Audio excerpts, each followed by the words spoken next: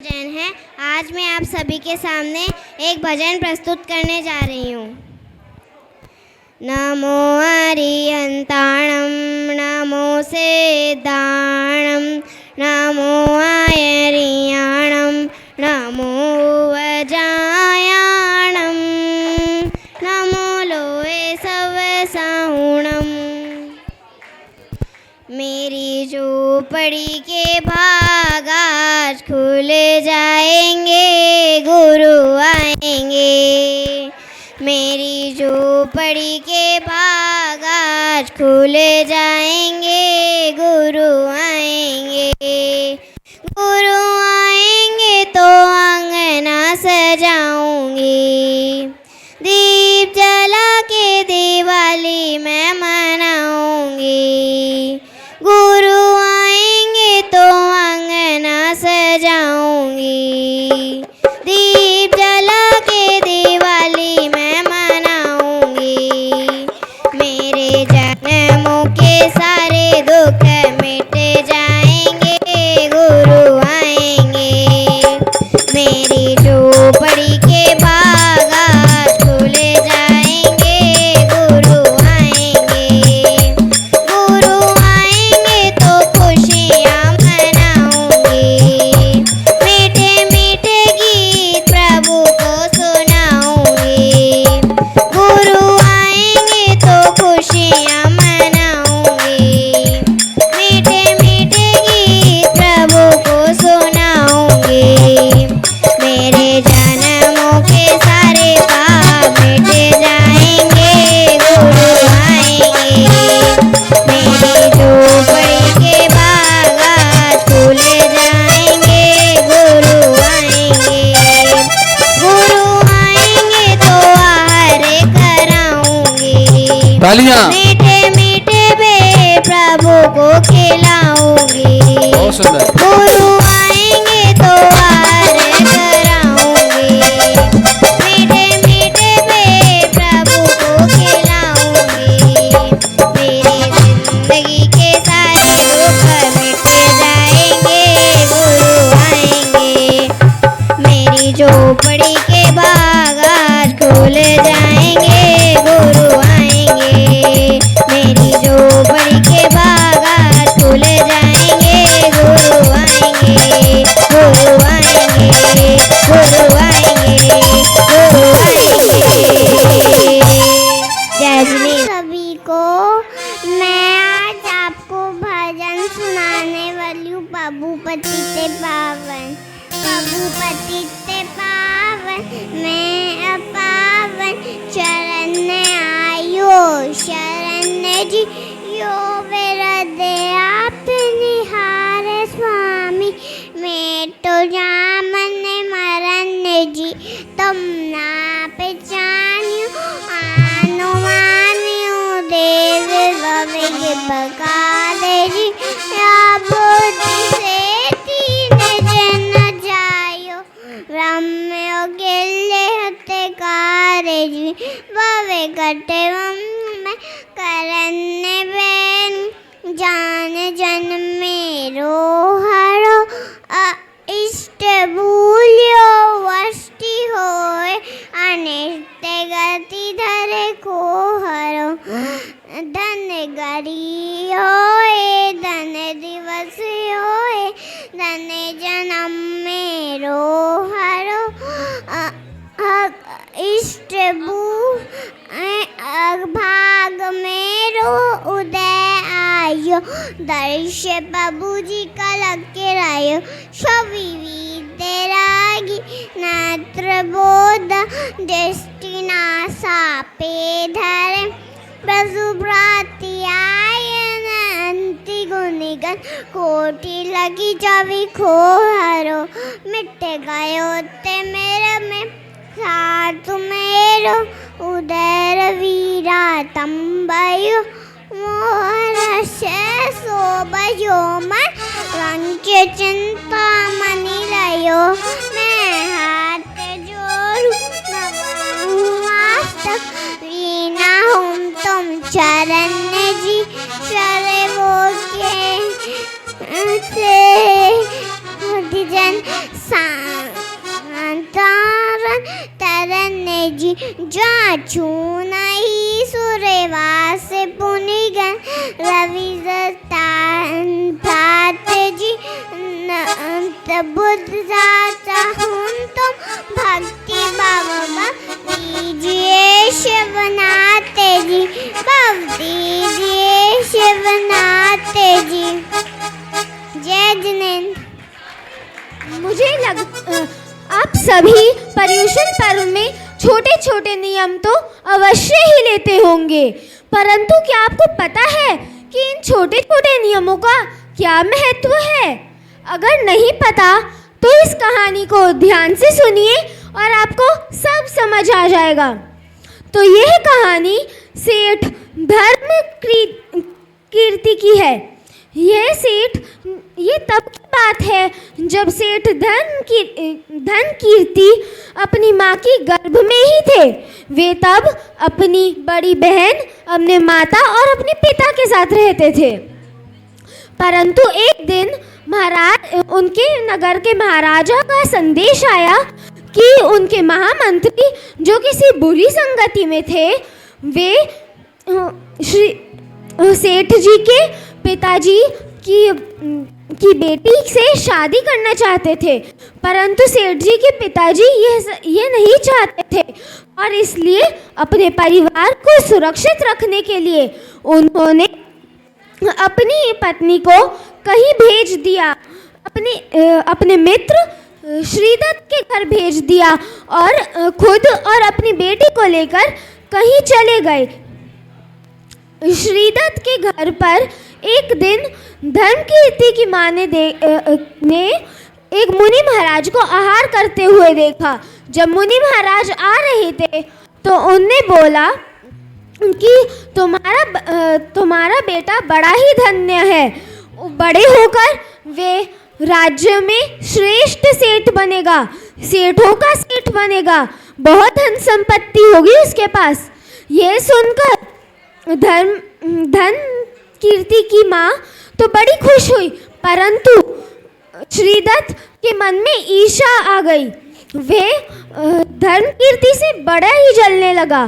तो इसलिए जब धर्म कीर्ति का जन्म हुआ तो उसने उनकी माँ से झूठ बोल दिया कि तुम्हारा पुत्र तो जन्म होने से पहले ही मर गया। परंतु उसने वास्तव में उस बालक को एक ऐसे व्यक्ति को दे दिया था जो उसे मार दे। परंतु उस व्यक्ति को बालक पर दया आ गई और उसने सेठ धर्मकीर्ति को एक पेड़ के नीचे छोड़ दिया। उधर से ही तभी एक श्रीदत्त का रिश्तेदार जा रहा था और उसने उस बालक को देखा। उस बालक ने उसका मन मोह लिया और उसने उस बालक को उठाकर अपने घर ले गया।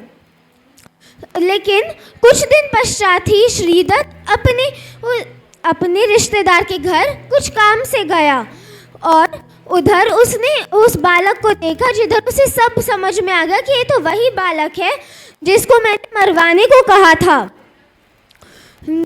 और उसने कुछ बहाना बनाया और सेठ जी को सेठ धर्मकीर्ति को लेकर चला गया। उधर उसने फिर से एक और व्यक्ति को सेठ धर्मकीर्ति को मारने के लिए कहा, परंतु उस व्यक्ति को भी उस बालक पर दया आ गई और उसने भी एक पेड़ के नीचे रख दिया बालक को। तभी उधर से एक ग्वाला जा रहा था। उसकी एक गाय ने सेठ धर्मकीर्ति को देखा और जोर जोर की आवाज़ें करने लगी। उसकी आवाज़ें सुनकर ग्वाला आया और बालक को देखकर बड़ा ही खुश हुआ। उस बालक को वो अपने घर ले गया और अपने पुत्र की तरह पालने लगा। कुछ समय बाद सेठ श्रीदत्त भी उधर आए घी लेने के लिए। उधर उसने जब ये युवक को देखा तो उसने उसके बारे में सब कुछ पूछा और ग्वाले ने उसे सब कुछ बता दिया। यह सुनकर श्रीदत्त को बहुत क्रोध आया। उसने एक षड्यंत्र रचा और एक पत्र लिखा। उसने श्री धर्मकीर्ति से बोला कि पुत्र, यह एक बड़ा ही महत्वपूर्ण पत्र है, इस पत्र को कृपया मेरे घर तक पहुंचवा दो। धर्मकीर्ति ने उस पत्र को लिया और वो श्रीदत्त के घर के लिए चल दिया। उधर पहुंचने के रास्ते में ही वह एक बगीचे में विश्राम करने को रुक गया। उधर उसकी निद्रा लग गई। तभी एक अनंग सेना करके एक कन्या जा रही थी। उसने धर्मकीर्ति को देखा और उसने फिर उसका पत्र निकाला। उसके हाथ में जो पत्र था उसने वो निकाला और उसे पढ़ा। आपको पता है उसमें क्या लिखा हुआ था?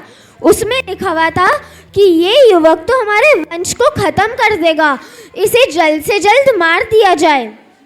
अनंग सेना को इस निर्दोष युवक पर दया आई और उसने पत्र को बदल दिया। अब धर्मकीर्ति पत्र को श्रीदत्त के घर पर लेकर गया और उधर श्रीदत्त के बेटे को दे दिया। आपको पता है उस वाले पत्र में क्या लिखा था? अनंग सेना ने लिखा था, पुत्र मेरे आने की प्रतीक्षा मत करना, इस युवक का विवाह मेरी बेटी से करवा देना। तो श्रीदत्त का पुत्र बड़ा ही खुश हुआ और उसने अपनी बहन का विवाह सेठ धर्मकीर्ति से करवा दिया। जब कुछ दिनों बाद श्रीदत्त आया तो उसने देखा कि ये युवक तो अभी भी सकुशल है। उसे बहुत गुस्सा आया और उसने उसी रात धर्मकीर्ति से कहा, धर्मकीर्ति को मंदिर में बलि देने के लिए कह दिया। परंतु धर्मकीर्ति को क्या पता था कि उधर श्रीदत्त ने अपने आदमी को बोला था कि जो भी बलि लेकर आए उसकी भी बलि चढ़ा देना। देखो इधर उधर की बात ना करो। परंतु रास्ते में श्री सेठ धर्मकीर्ति को श्रीदत्त का पुत्र मिल गया और उनके पुत्र ने कहा कि ये लीजिए, मैं ही आपका कार्य कर देता हूँ। उसके वो पुत्र बलि लेकर गया और मंदिर में दुर्भाग्य से उसकी बलि चढ़ा दी गई। ये सूचना जब सेठ श्रीदत्त को मिली तो वह बहुत ही दुखी हुआ। उसने अपनी पत्नी को सब बताया। उसकी पत्नी को बड़ा ही गुस्सा आया और उसने सोचा कि मैं ही अब इसको मारूंगी।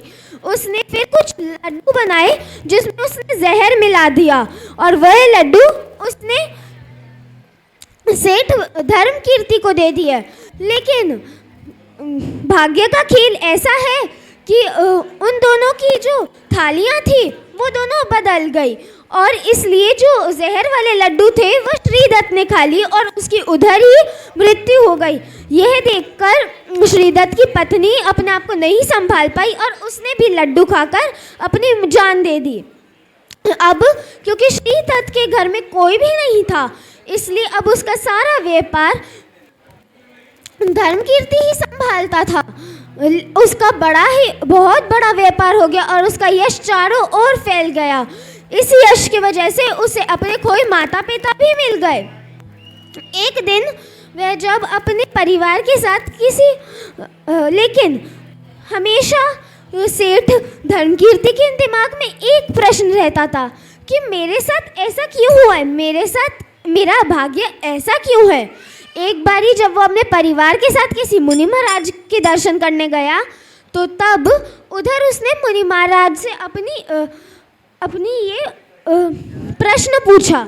तो मुनि महाराज ने कहा कि पहले जन्म में तो मछलियों को पकड़ने का काम करते थे, लेकिन तुमने एक दिन एक मुनि महाराज को देखा और उनसे 2 नियम लिए। पहला नियम, तुम अपनी पहली मछली को जीवन दान दोगे और अब दूसरा नियम, सुख या दुख हो तुम हमेशा नमोकार मंत्र का जाप करोगे।